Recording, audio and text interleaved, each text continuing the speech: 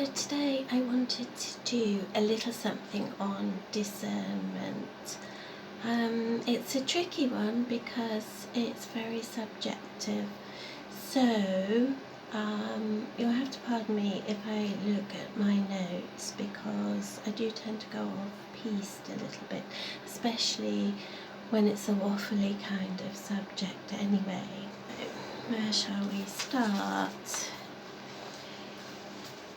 So in terms of discernment, what is a sign and what isn't a sign? Because not everything is a sign. What's a message and what isn't? What do all these synchronicities mean? What's a voice in your head? Or is it just your own thoughts and voices? And how can we interpret certain dreams? Or how can we discern good information from not so good information, whether that's come to you through the ether or whether you are listening to someone, a real person. So what I would like to cover are some good questions to ask yourself and a few, probably around 10, bits of advice that I have picked up over the years, and some has come from my own experiences, and other bits of advice have come from other practitioners, from people I have spoken to, from books. I've done a great deal of reading over the years, as you can imagine. So for those, I'm afraid I don't have any way of, I can't prove the veracity of those, and my own experiences, of course, are very subjective. But anyway, I have collated them all into my book of ways, and I will continue to add to them but I think, some of these are helpful to share, and so that's the reason I'm doing this. Now, none of them are going to solve the problem of discernment because it is a very subjective matter, and each situation that we find ourselves in which requires discernment is going to be unique. And also, I think it's important to remember that what is true for one person may not be true for another, so that muddies the waters even further. So what we really want to do is to approach it with an inquiring mind, and a huge dose of caution too, because the crux of the matter is that we want to avoid straying from our path. We want to avoid delusion, and it can be a very real threat, I think. Misdirected magical thinking, although magical thinking in itself can be helpful, but there's always degrees, isn't there? There's always levels. But most of all, we want to avoid making bad decisions. So I think discernment and our powers of discernment are an important skill for our sanity, and it's worth talking about it. Our primary safeguard, I think, is in being balanced and grounded, and that is why I think many beginning rituals and lessons and what have you really encourage balancing the self, because it's from a state of balance and being grounded, we are in a better position to be able to judge things that happen, things around us, and so on. We're in a better position to be able to examine those things which are maybe a little ambiguous or confusing.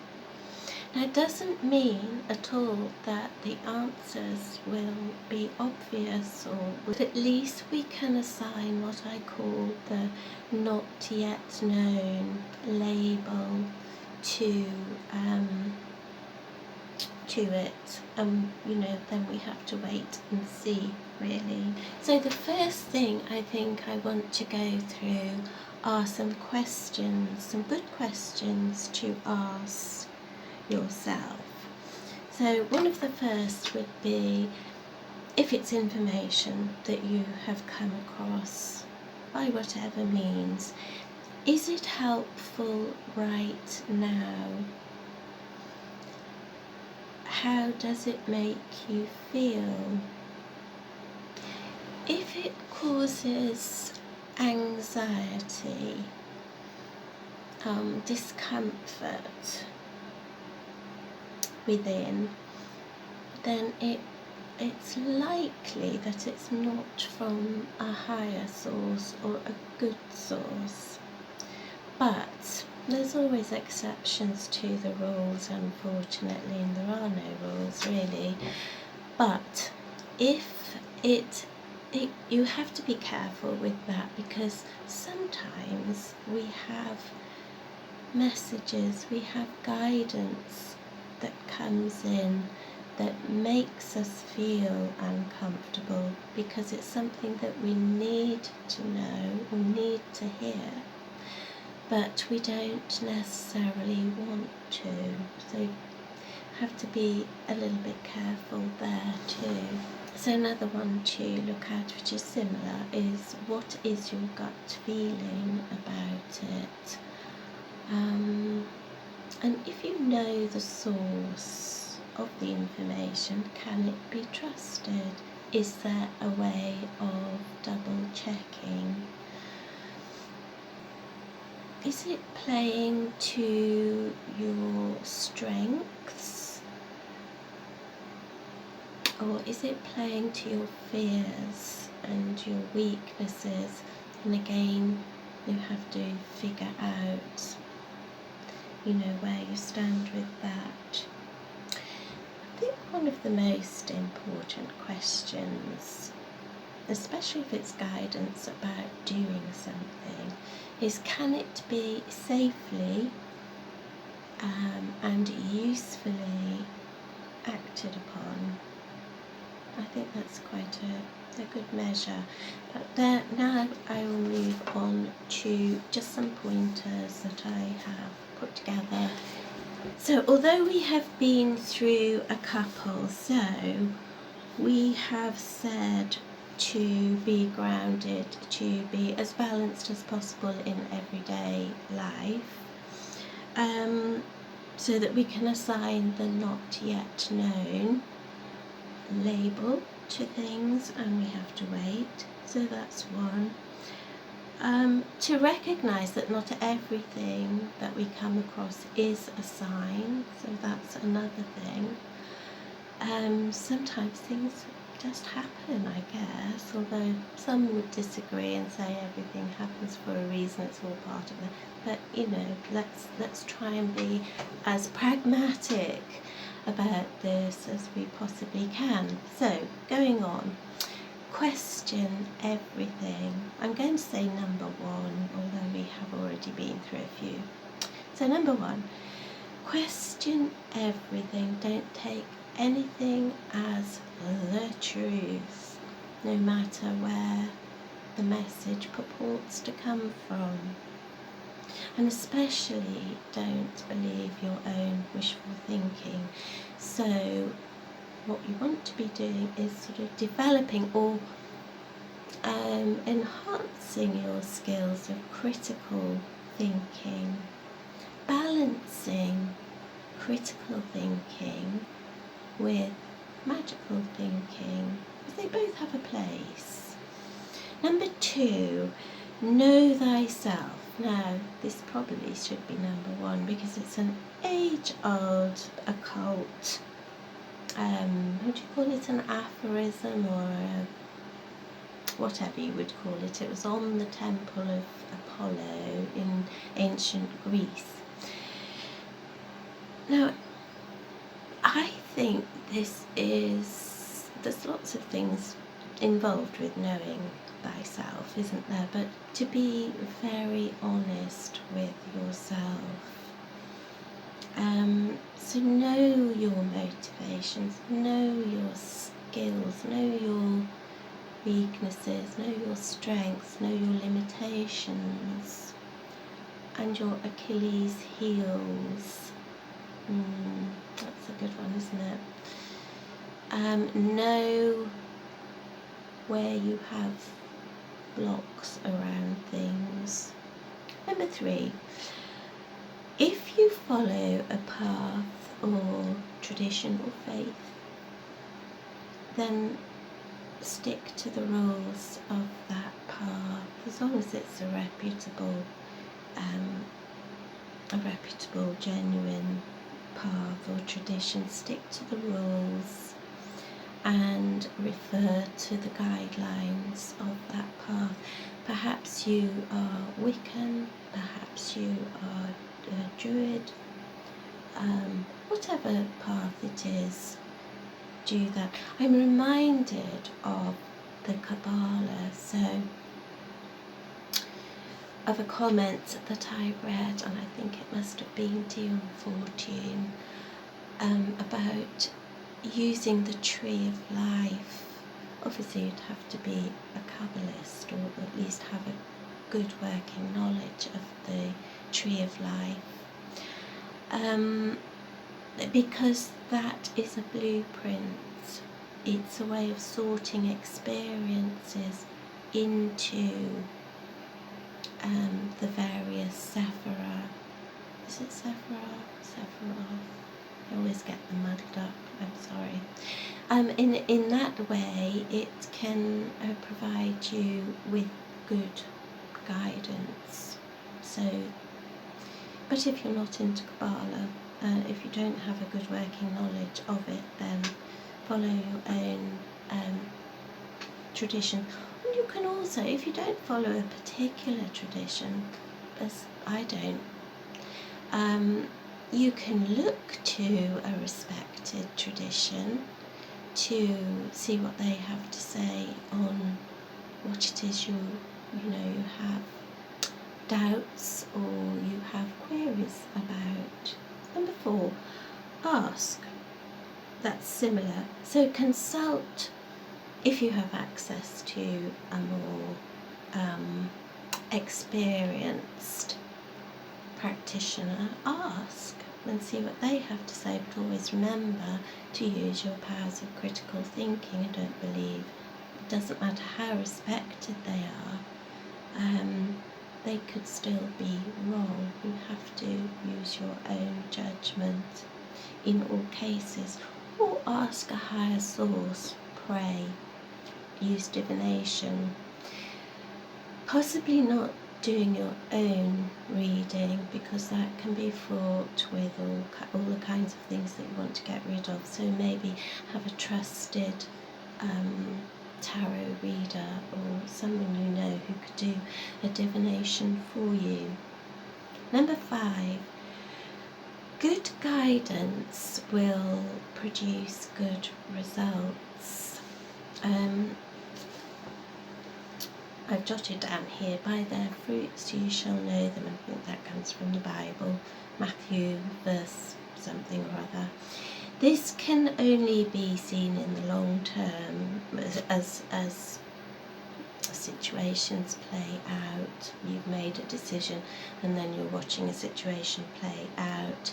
So it's not a short-term solution. But good guidance, when you follow good guidance, creates calm, peace. It creates a settled atmosphere. It nurtures healthy relationships, and of course bad guidance, when followed, does exactly the opposite, produces discord, misery, toxic relationships. Just by the way, it doesn't mean that if you're in a situation where you're experiencing discord and misery, it doesn't necessarily mean you've followed bad guidance. Just these are just little pointers. Meditate is the next one. Now, I'm not the best person to speak to anyone about meditation because I don't have a great relationship with it. I have practiced it in the past daily. However, I won't go into that. I'm not the best person. However, I have to include it because it is good advice, I think, is to have and develop that regular meditation practice. There are many benefits that every occult practitioner under the sun will regale you with. However, one of them is to be able to discern your own voice, to know what are your thoughts and what are not your thoughts, what may be other thoughts coming in or other voices speaking to you. So that's another one. Number 7. This is, I think, for possibly more advanced. I don't know whether you'd call it more advanced or further down the path. I don't really know. It depends on the practitioner, I suppose. But testing spirits, testing entities, benevolent energies. Well, the theory is benevolent energies or entities will not mind being tested. Dion Fortune, I know I'm always talking about Dion Fortune, but she calls them balanced forces, and I think that's lovely. And unbalanced forces obviously will not react well to being tested. So ways to test, this is a big subject really, isn't it? So I'm very much sort of diving in and leaping straight out.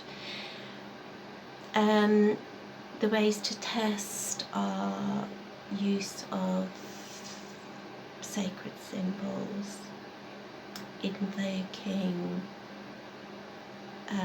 deity, that sort of thing, but that's quite an involved subject. Number 8. Open mind. Even when you have made a decision, you've got it sussed, just keep the door open, because new information may come in. Be flexible enough to be able to incorporate that and work with it and maybe change your mind. So keep the door open. Ooh, we're nearly there now. Wait. Now, that's just very important. If it's not imperative to act, and as a little side note, genuine loving guidance tends not to put pressure on you to act, or so I believe. This is it, you see, you don't don't believe anything anyone tells you. A lot of this you have to find out for yourself and make your own judgments about. However, I think it's useful. It's already a red flag if you feel under pressure to make a decision, to act, to do something. Sometimes, obviously, decisions have to be made quickly. I'm not talking about that so much. Yeah, there's always exceptions to the rule. But wait, if you're not sure, wait. Wait for more information, or wait for the situation to change or develop.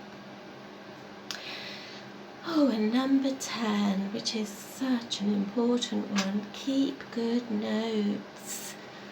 Keep good notes. Keep with dates. With dates. Dates are so important. Now, this has really helped me out over the years. To be able to go back. Sometimes you're reading things and you think, oh my goodness, I've totally forgotten about that. And but other times you think, oh, when did that happen? When was it? Was it just before this, or did it come later? Dates. Keep good dates. And also just refer to anything that's going on in your life around the time as well that may have some significance. I do hope that's helpful. If you have any good points yourself, please do share. We'd love to hear them. Blessings to you all.